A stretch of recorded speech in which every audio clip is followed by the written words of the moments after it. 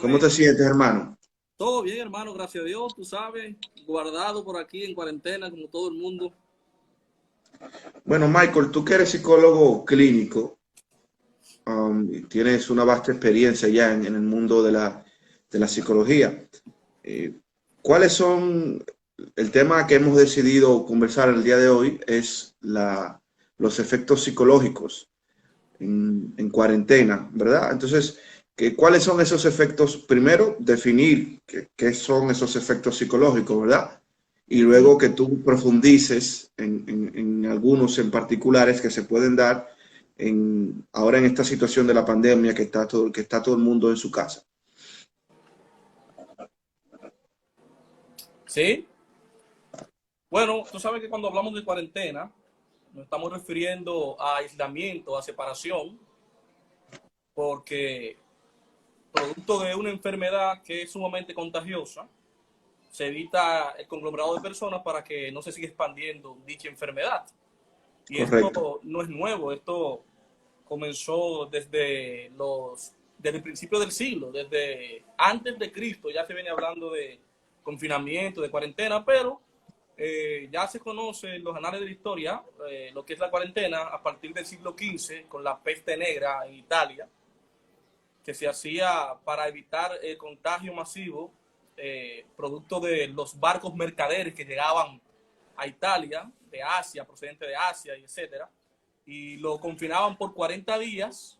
Mayormente el periodo de 40 días se da basado en el tiempo que dura la incubación de la enfermedad, y en el tiempo que dura la incubación de la enfermedad, entonces ahí se determina el tiempo que la persona tiene que estar aislada para ver si da positivo o negativo y evitar que se siga contagiando. Correcto. Hemos visto como de manera cíclica que cada siglo aparece una enfermedad de esta, una pandemia. Pero, ¿qué trae como resultado eh, el confinamiento, el aislamiento social? Porque hablamos de una pandemia que trae muchos estragos a nivel económico, pero también Ujú. no nos hemos detenido a pensar que puede haber también una pandemia psicológica. Correcto, exacto. ¿Sí? Esos efectos que puede dejar. Estos efectos que puede traer como resultado. Ujú. Y como tú me preguntabas, que cuáles son los tipos de síntomas, cuál es el cuadro sintomatológico, el cuadro clínico general, porque es un cuadro clínico colectivo que podemos Ujú. observar en la población cuando hay cuarentena, cuando hay confinamiento. Y mientras más tiempo dure el confinamiento, mayor será el impacto psicológico que esto provocará en las personas. Eso es algo que hay que entenderlo. Y todos los estudios científicos que se han realizado relacionados con la pandemia le da un 70, un 80% de la población con efectos psicológicos que pueden permutar en el tiempo, que pueden ser perennes en el tiempo, de 1, 2, 3 y hasta 4 años. Y que pueden traer Correcto. ¿Cuáles son esos efectos psicológicos? ¿Se pudieran clasificar en efectos positivos y efectos negativos? Bueno, tú sabes que por lo general la forma de reaccionar frente a un evento es algo que depende de cada persona y de la Ujú. experiencia que la persona haya tenido ya. O sea, estamos hablando de estrés aquí. Y el Claro. estrés es una manera de afrontamiento que muchas veces puede sobrepasar nuestra capacidad de cómo enfrentar una situación. Hay muchas personas que esta situación quizá lo fortalezca. Y aquí apelo a un proverbio árabe, a un proverbio chino también, que dice que la crisis tiene dos connotaciones. Puede tener una connotación de peligro o una connotación de oportunidad. La oportunidad lo ve el que es resiliente y de la crisis dice, ¿cómo puedo recuperarme de esta crisis y continuar Sí, hacia adelante? Y las correcto. personas que no son resilientes, que es un concepto muy utilizado en psicología para referirse a aquella capacidad que tienen las personas de donde hay un problema, ver una oportunidad para crecer, va a estar determinada por las experiencias previas, el grupo de apoyo familiar, de apoyo social, el grupo de amigos que el individuo tenga, que le ayude en ese momento de estuporación, de bloqueo mental, donde no tengo una salida a mi situación, Ujú. me dé orientaciones prácticas que me ayuden a poder contrarrestar la situación que estoy atravesando. Pues bien, el cuadro sintomatológico de la cuarentena está basado en el estrés y en la preocupación excesiva que esto puede provocar. Primero, porque se está separando el individuo de una vida cotidiana normal, un proceso normal, Se está desconectando al individuo de su trabajo, por ejemplo. Se está desconectando al individuo de familiares. Se está desconectando al individuo de una cotidianidad en lo cual se siente seguro, y de momento ese estado de confort, de tranquilidad y de seguridad, de saber lo que va a pasar quizás en los próximos años, como que de momento se cae. Imagínate, Sandy, que estoy pagando un vehículo y ahora me quedo sin trabajo porque producto de la cuarentena mi empresa me mandó a la casa, pero tampoco me dejó dinero. Exacto. Tampoco me dio la esperanza de que yo pueda retornar una vez que termine la cuarentena, porque tú sabes que hay muchas empresas que han quebrado. Esto preocupa muchísimo a la gente. Esa es una de las cosas que preocupa. El sentido de incertidumbre. No sé qué va a pasar conmigo. No sé qué puede acontecer en los próximos meses. No sé hasta qué tiempo va a durar la cuarentena, porque la cuarentena, producto de situaciones como esta, de enfermedades contagiosas a este nivel, uno no sabe. Sí, mira que la población está desesperada, porque cada vez que pasan los 15 días, los 20 días que el gobierno da como medida de seguridad nacional, de momento el gobierno vuelve a pedir otras prórrogas y la gente ya está que no sabe qué hacer, porque cada vez más aumentan los días y esto aumenta entonces el nivel de preocupación. Entonces, en base a esa sintomatología psicológica, aparecen tres tipos de grupos sintomáticos. Están los síntomas físicos, los síntomas emotivos y los síntomas cognitivos. Okay. En los síntomas físicos, las personas comienzan, producto de la ansiedad, la desesperación y de pensamientos catastróficos, porque la gente tiene un filtro para ver solamente lo negativo cuando está en este tipo de condiciones. El individuo comienza a tener sudoración excesiva en las manos, taquicardia, cefalea, constante dolor de cabeza, vómitos, diarrea, insomnio, problemas para conciliar el sueño. Tú ves que la gente amanece viendo Netflix ahora. Así ya es. No tiene una agenda, no sabe qué hacer y está en una situación de desesperación. Y dentro de los síntomas que podemos decir emotivos, está un sentimiento de tristeza, un sentimiento depresivo, un sentimiento de inseguridad, un sentimiento de desasosiego que mantiene a la gente en vilo. Y esto puede provocar que el individuo desarrolle unos trastornos que se llaman trastornos somatoformes, que es un grupo de 5 trastornos diagnosticados en el Manual Diagnóstico y Estadístico de las Enfermedades Mentales, dígase DSM-5, que habla de un trastorno muy específico llamado hipocondria, donde la gente simula una enfermedad orgánica o biológica cuando de verdad su etiología es psicológica. O sea, podríamos decir que él no entiende la situación psicológica que está pasando y crea su propia enfermedad. Sí, mira, muchas de las personas que se hacen la prueba, que salen como negativos, han ido con un cuadro sintomatológico relacionado con la enfermedad.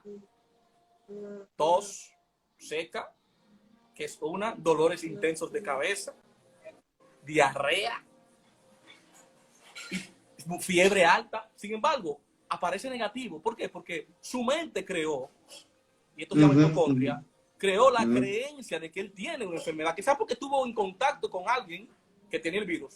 Mira, principalmente mucha gente que vino en esos días que comenzó la cuarentena de Estados Unidos, de Europa, no tenía el virus.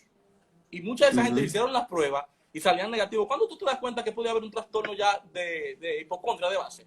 Cuando las personas se hace 2 y 3 veces la prueba y sale negativo y sigue insistiendo que sí, que tiene la enfermedad. Que fue un caso que atendí de una chica que me escuchó hablando en el programa en el cual participo, en la Z101.3, entre adultos. No, yo estaba en la receta médica, estaba en la receta médica de la Z y la chica me llamó, la abuela me llamó desesperada diciéndome de este cuadro clínico que tenía la chica y yo pude diagnosticar a la chica con hipocondria. O sea, Sandy, muchos de los casos que tuve de gente que se hacen la prueba y salen negativos pueden estar manejando un trastorno psicológico y no precisamente la enfermedad del COVID-19. ¿Y cómo poder bueno, como digo, cómo poder abordar esos pacientes? Me refiero al tema del distanciamiento. ¿Cómo ustedes los psicólogos están brindando servicios a esas personas? ¿Y crees tú que el gobierno o los países, las naciones que están pasando, en todo el mundo está pasando por esta situación del COVID, deben elaborar una estrategia en base a esos fenómenos sociológicos, psicológicos que tú estás hablando también? Sí, claro que sí. Inclusive aquí el Colegio Dominicano de Psicólogos y otras instituciones abanderadas al Colegio Dominicano de Psicólogos están dando un servicio en conjunto con Salud Pública, una línea telefónica en donde las personas pueden llamar y comunicarse con un psicólogo que estará ahí para responderle, para acompañarle, para escucharle en estos momentos de crisis producto del COVID-19. Claro que sí. Inclusive nosotros, los de la universidad, por ejemplo, en las dos universidades donde yo imparto clases, tenemos también grupos de psicología para que los estudiantes y los familiares de los Están a disposición de los estudiantes, exacto. nos puedan llamar y también a todo público, porque es para todo público, pero mayormente es para proteger el grupo con el cual uno trabaja. En este tiempo, nosotros a través de una línea telefónica de la universidad, de UTS y de la otra universidad que también donde imparto clases, estamos también recibiendo llamadas y atendiendo a personas. Sí. Correcto. Michael, ¿cuáles serían las consecuencias en términos, desde el punto de vista psicológico, ¿no? A posteriori, luego ya de que sea superada la pandemia? Mira, como te decía al principio, los efectos psicológicos posteriores pueden ser perennes, pero eso va a depender de cada individuo en particular. Hay individuos que tienen una capacidad de readaptarse, de adaptarse más fácil que otro. En base a estos trastornos psicológicos, producto de esta situación que provoca este estrés mental, puede aparecer un trastorno llamado trastorno por estrés postraumático y trastorno por estrés agudo. Estos trastornos pueden durar de 6 meses, pueden durar 1 año, pueden durar 2 años, pero la sintomatología va en reducción. Entonces, se puede esperar que haya, en términos colectivos, lo que se llama histeria colectiva, que los individuos desarrollen fobia social, fobia al contacto. O sea, que la gente tenga miedo de acercarse al otro, de que vea a una gente tosiendo, ya tú sabes, a correr fanático. Inclusive, ya vi varias noticias que podríamos decir que son hasta exageradas, Sandy, porque vi una noticia de un chico que mató a su novia porque ella que supuestamente le había pegado el COVID y la chica no tenía el COVID-19. Y he habido varias noticias y esto tiene que ver con una paranoia, con una paranoia excesiva ya de miedo. Pero detrás de ese tipo de comportamientos, podemos ver que esto es como algo que provocó y detonó el boom. No era que esa persona, producto del COVID, hizo eso porque está padeciendo el COVID ahora. No, no, no. Esta persona hizo eso porque ya de antemano tenía un trastorno psicológico instalado y esta crisis lo debutó, lo detonó. ¿Entiendes? Que eso es lo que va a pasar. Mucha gente, por ejemplo, que tiene enfermedades subyacentes guardadas, producto del estrés de la cuarentena, van a desarrollar trastornos, Sandy. O sea, va a aumentar el trastorno de insomnio, va a aumentar el trastorno depresivo, va a aumentar alcoholismo. Hay mucha gente que como una vía de escape últimamente están consumiendo alcohol de manera desenfrenada. Y es una forma de evadir su realidad, de evadir lo que están viviendo y trancarse en su propia burbuja. O sea, hay un aumento excesivo del consumo de sustancias ilícitas ahora mismo. Y en términos individuales, ¿hay alguna técnica que puedan utilizar las personas para cuando se encuentren en un estado emocional de dificultad, que no tengan la asistencia de un psicólogo, ¿no? Claro, lo ideal es tener la asistencia de un profesional como tú o como otros, pero en una situación, en una circunstancia de soledad individual, ¿qué técnica? Me gustaría que tú dieras algunos consejos para que quede, ¿verdad? Para toda la televidencia. Exacto. Para que las personas, para hacer un aporte, ¿no? Para que las personas puedan sacar algo de aquí. Sí, mira, hay una serie de ejercicios interesantes, principalmente con relación a la conciliación del sueño, que eso es lo que más perturba a las personas, que cuando van a cerrar sus ojos, recuerdan la situación que están viviendo y eso no les permite concentrarse. Hay ejercicios de relajación muscular profunda, que es un ejercicio que el individuo hace como una forma de tranquilizarse. Primero, ejercicio de respiración. ¿Qué hacen los ejercicios de respiración? Cuando el individuo está en una situación agobiante y con pensamientos catastróficos, con pensamientos negativos, con pensamientos filtrados hacia consecuencias negativas, y el individuo comienza a hacer este tipo de respiración, respirar profundo, a tomar el aire y aguantarlo por 10 minutos y luego ir soltándolo, contando hasta de 10 a 0. Esto hace que el individuo comience a sentir una sensación de bienestar y de tranquilidad. Eso lo relaja.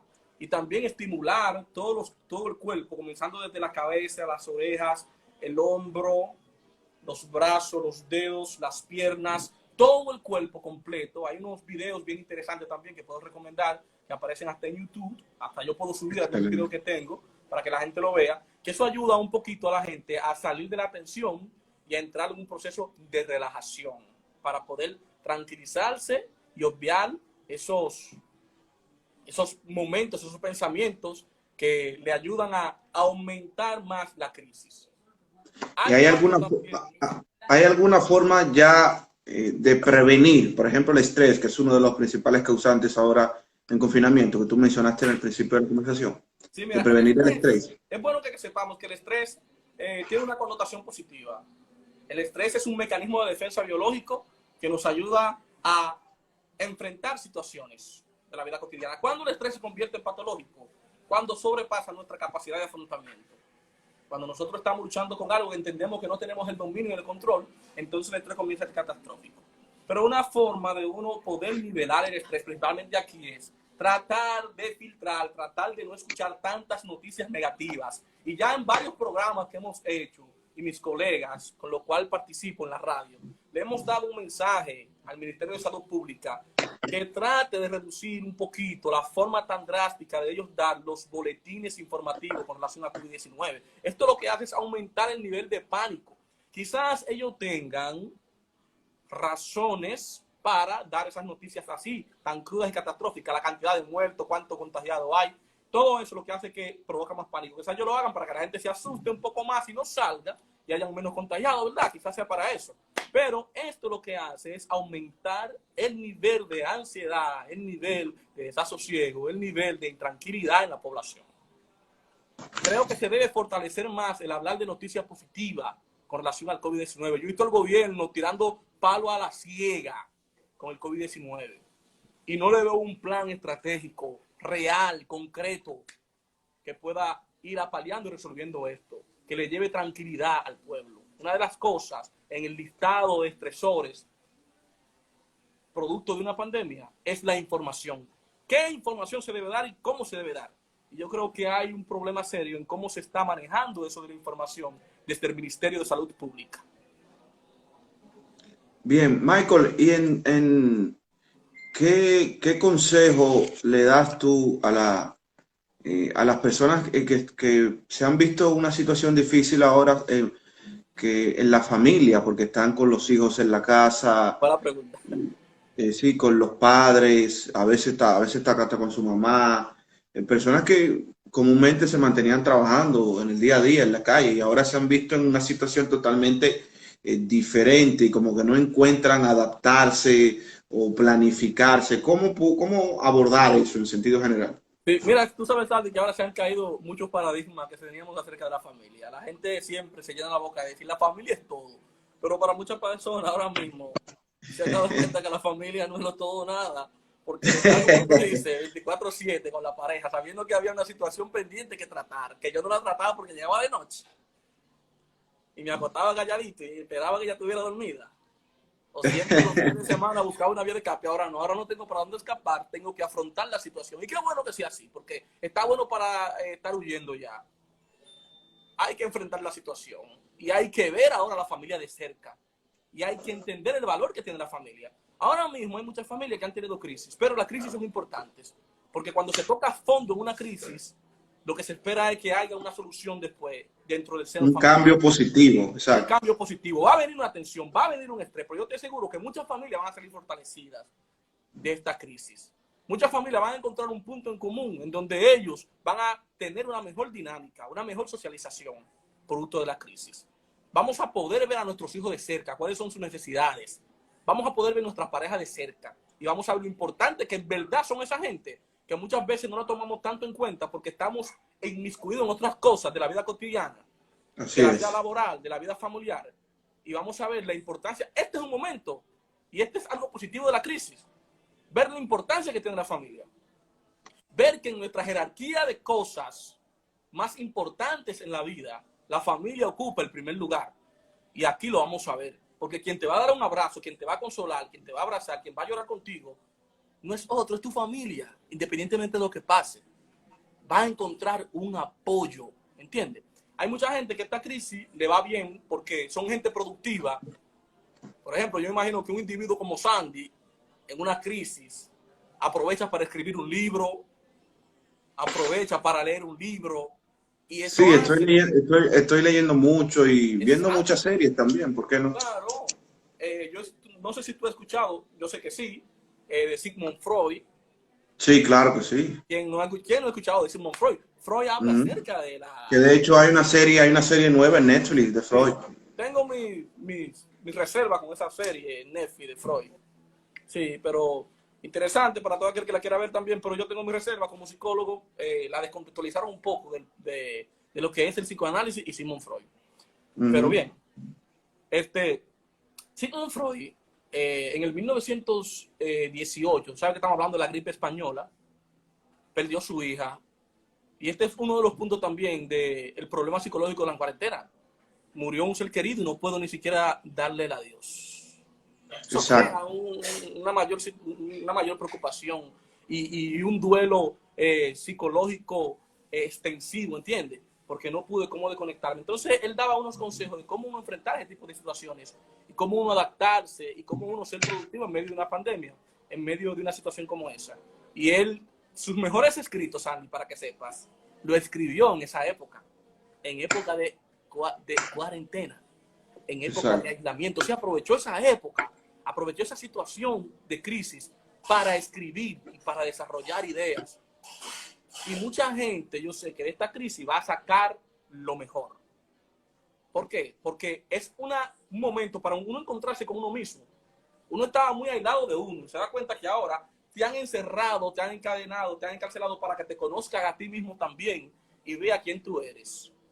Para que te conozcas y descubras en ti cosas que tú no sabías, que debías mejorar, que debías cambiar para ti como persona y para tu familia y para tus amigos. Y algo muy importante que hay que entender en esta crisis es ver la forma altruista de nosotros poder colaborar con los demás. Eso ayuda mucho en la Correcto, crisis. exactamente. Porque, ay, estoy encerrado, no puedo hacer nada, perdí todo y ahora ¿qué hago? No, la cuarentena tiene un factor importante y es salvaguardar la vida de las personas. Y cuando yo estoy encuartelado, yo sé que pierdo muchas cosas, pero gano otras. Gano salud, gano tranquilidad de saber que mis seres queridos no se van a contagiar porque estamos todos juntos. Ah, perdí el trabajo.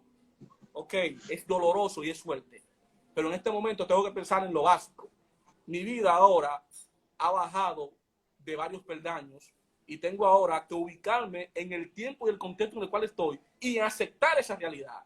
Y si ahora lo que puedo conseguir es para comer y tengo que entrar a un vehículo o una casa, vivo donde sea, abajo del puente, pero continúo viviendo y con Exacto. esperanza de que tendré un mejor futuro cuando esto termine. Esto es temporal, la gente tiene que saber eso.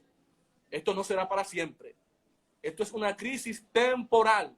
Y como es temporal, nosotros tenemos que encontrar la fuerza y la valentía para enfrentar este tiempo temporal, dándole primero gracias a Dios también, porque nos ha permitido este tiempo, por lo menos estar vivo, cuando mucha gente quizás ya Así han es. perdido familiares, han perdido la vida, lo han perdido todo, todavía estamos vivos y tenemos a ese Dios poderoso que también puede darnos fuerza para seguir adelante. Yo, Sandy, siempre el tema de la fe nunca lo saco, porque la fe es un elemento indispensable, ¿entiendes? De catarsis y de liberación emocional y que ayuda a los pueblos a salir adelante. Los pueblos que tienen fe se levantan, Amén. ¿entiendes? Y por eso siempre en mis temas psicológicos tengo que introducir el elemento fe de manera espiritual y como terapéutico. Por último, de mi parte, Michael, así como hay alguna persona que se le ha dificultado acostumbrarse a la vida en el hogar de manera permanente y al trabajo y todos los quehaceres en el hogar, puede haber personas ya posterior a la pandemia que se le dificulte volver a la normalidad, que se hayan acostumbrado tanto a la vida en casa, se sientan tan cómodos, que no tengan que salir a trabajar, trabajando desde su casa, y de repente todo esto termina y tienen que volver a salir. ¿Podría ser alguna dificultad eso? Para que lo sepa, claro que sí, se le va a dificultar a mucha gente adaptarse. Por ejemplo, se habla de 40 días, 21 días para adaptarse a un proceso de cambio. En la situación que la gente está, que está desesperada, puede encontrar un ritmo de vida ya. Un ritmo Ujú. de vida con sus limitaciones, pero que ya usted pueda adaptarse. Como la persona cuando Exactamente, se que va pueda fluir. a un país diferente, que en los primeros días, aunque se va a un bienestar, aunque se fue a un país donde supuestamente tendrá unas mejores condiciones de vida, esté extrañando su país aquí, donde se va la luz, donde no hay agua, donde coge Sí, carrito, y hasta llora, ¿sabes? Los primeros días, dura un año llorando por su país, extrañándolo. ¿Por qué? Porque hasta desapegarse de las cosas que son negativas para el ser humano una vez acostumbrado es difícil. O sea, mucha gente va a tener dificultades para volver a readaptarse después que termine esta cuarentena. Pero qué bueno que tenemos la capacidad de aprender, de desaprender y de reaprender. Y eso es lo que nos hace a nosotros seres humanos, esa capacidad, esa facultad tan hermosa que nos permite a nosotros poder desarrollarnos en cualquier tipo de situación y escenario y poder aprender nuevas cosas. Entonces esto nos dejará una experiencia muy bonita. Yo veo cosas exacto. Te iba a preguntar eso finalmente, ya cuál es la experiencia, el aprendizaje en sentido general que debemos tomar en cuenta todos como humanidad. bueno, primero vivimos una sociedad muy consumista, muy materialista, muy hedonista. Y es como que nos dieron mute y nos separaron, nos acuartelaron para que nosotros veamos qué es lo más importante, lo que te decía ahorita. Lo más importante es la gente. Date cuenta que ahora el carro no es importante, el reloj Rolex no es importante, Así es. los restaurantes no son importantes, estar en cámara no es importante, nada de eso es importante. Lo importante ahora somos nosotros, la gente, y estar confinados con la familia, con la gente nuestra, con la gente que verdaderamente ve por nosotros. Y eso es una de las cosas más importantes que tiene la pandemia, que ha unificado a la familia, que ha unificado el país y ha puesto a uno a pensar en qué es lo más importante. Mucha gente no será igual después de esto. Se van a dar cuenta que lo más importante son sus amigos, son su familia, son la gente. Después que pase esta pandemia, vendrá eso. Vendrá una reingeniería social. Reingeniería social. Donde la gente va a poner en la jerarquía de valores cuáles son las cosas más importantes de su vida y por la cual se debe luchar más. Vamos a romper un poco con el materialismo, vamos a romper un poco con el consumismo y vamos a romper un poco con ese hedonismo. De esta pandemia, los más beneficiados, los más galardonados ahora mismo han sido los medios de producción, el comercio, principalmente los supermercados. Y esto es algo que tiene que ver con la pandemia. La gente ha tratado de consumir de manera desesperada. Y el mundo comercial ha sacado una ventaja en esto. Ha creado necesidades ficticias para que la gente consuma de manera exacerbada, de manera exagerada. Así mismo. Bueno, Michael, muchísimas gracias. Formidable tu participación en esta transmisión en vivo. Antes de despedirnos, quiero saludar a varias personas que se han integrado desde el inicio de la conversación. A Bonetti RD, a Yacías, a Taveras, a Edward, a Linés, a Rubén, a Inoa, a Moira Valerio, a Yomi, bueno, un sinnúmero de personas que han estado con nosotros, a Víctor Pérez, a Joana Beato, a Dalisa, muchísimas gracias por haber estado, a Juan Melo también que se acaba de integrar a la transmisión. Recordarles a las personas que se integraron ya en la postrimería al final de este conversatorio con el psicólogo Michael Díaz, que inmediatamente finalicemos ya en este justo instante la transmisión, estará disponible en nuestro muro para que puedan visitarla y escucharla, observarla desde el principio. Así que muchísimas gracias a todos ustedes. Gracias, Michael. Si tienes unas últimas palabras que decir. Sí, ¿no? Recomendarle a la gente que mantenga la esperanza, que trate de mantener la tranquilidad y que mantenga la fe en el Todopoderoso de que esta situación va a cambiar, no digo pronto ni cuándo va a cambiar, pero va a cambiar, y que mantenga esa esperanza y esa tranquilidad, que nuestro país es un país maravilloso y que vamos a salir de esta, como también salimos de manera airosa en la pandemia del 1918. Y antes de terminar, quiero resaltar algo. Lo que cambió la historia en la República Dominicana en el 1918 fue la unidad que había entre las provincias. Oye, Sandy, las provincias eran tan colaborativas unas a la otra que se enviaban comida, se enviaban medicina, inclusive las farmacias daban medicina gratuita. Todas las farmacias se unificaron a una y los grandes empresarios daban quinina, que era el medicamento que hoy es un compuesto derivado de la hidrocloroquina, y la quinina se la daban a las personas para que hiciera gálgara, y era gratuita, ¿entiendes? Y ese espíritu altruista, sí, era gratuita, y ese espíritu altruista de ese pueblo, de esa época, fue que hizo que esta pandemia pasara sin muchos estragos en la República Dominicana. Ese apoyo mutuo, esa comunidad mutua de ayuda que había, fue que hizo que fuéramos exitosos y que fuera la República Dominicana uno de los países con la tasa más baja de muertes. Las provincias que tuvieron más muertes fueron las provincias desobedientes, Cacona, como ahora, que hay un grupo de provincias Cacona, como San Pedro, como Puerto Plata, que lean, ahí está el caso de Asua, ahí está el caso de Barahona, la cantidad de muertos que hubo, y fue porque no respetaron la medida de confinamiento. Exacto. Y se puede repetir la historia. Las provincias que tuvieron menos tasas de muerte fueron las que acataron las órdenes del encuartelamiento y del confinamiento. Pues nada, estas son mis palabras finales. Y les deseo... Antes de que te vayas, hay una pregunta aquí que dice de una persona de Obainoa, dice, ¿cómo superar la tragedia de la pérdida de un familiar por el COVID-19? Sí, nosotros apelamos a un duelo simbólico. Como ya no podemos separarnos físicamente con todo ese ritual que nosotros por lo general hacemos culturalmente. Exacto, no podemos despedirlo de manera adecuada. Lo hacemos de manera simbólica. Se están haciendo lo que son velatorios virtuales, donde se coloca una foto del ser querido, donde se habla de las virtudes de ese ser querido, donde se resalta la vida de esa persona en términos positivos y en términos que las personas quieran, donde las personas pueden tener contacto y sociabilizar acerca de la vida de ese ser humano, y eso hace que uno de una manera u otra vaya haciendo un proceso de catarsis y de liberación emocional, sabiendo que los duelos duran 6 meses.